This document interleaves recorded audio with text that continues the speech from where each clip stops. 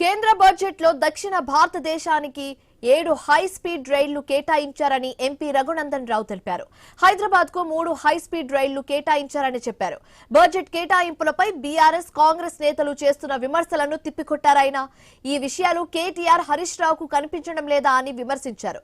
గతేడాది కంటే ఈసారి రైళ్లకు 15% బడ్జెట్ ఎక్కువగా కేటాయించారని చెప్పారు. తెలంగాణకు ఏమి ఇవ్వలేదన్న డిప్యూటీ సీఎం భట్టి విక్రమార్క విమర్శలకు రఘునందన్ రావు కౌంటర్ ఇచ్చారు.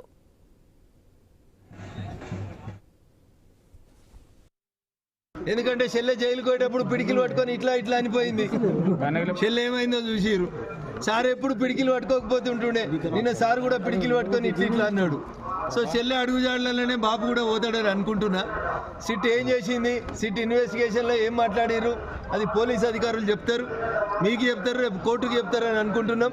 భవిష్యత్తు లోపల ఖచ్చితంగా సిట్ ఇన్వెస్టిగేషన్ పూర్తి కావాలని, దోషుల్ని జైలుకు పంపాలని, తప్పు చేసిన వాడు తనయుడైనా జైలుకు పంపిస్తా అని చంద్రశేఖరరావు గారు ముఖ్యమంత్రిగా జూన్ 2014లో తొలి శాసనసభలో మాట్లాడినటువంటి మాటల్ని గుర్తు చేస్తూ, సార్ నువ్వు చెప్పిన మాటలు నీకు కూడా వర్తిస్తాయని చెప్పి ఈ సందర్భంగా సార్కు యాద్ చేస్తాను.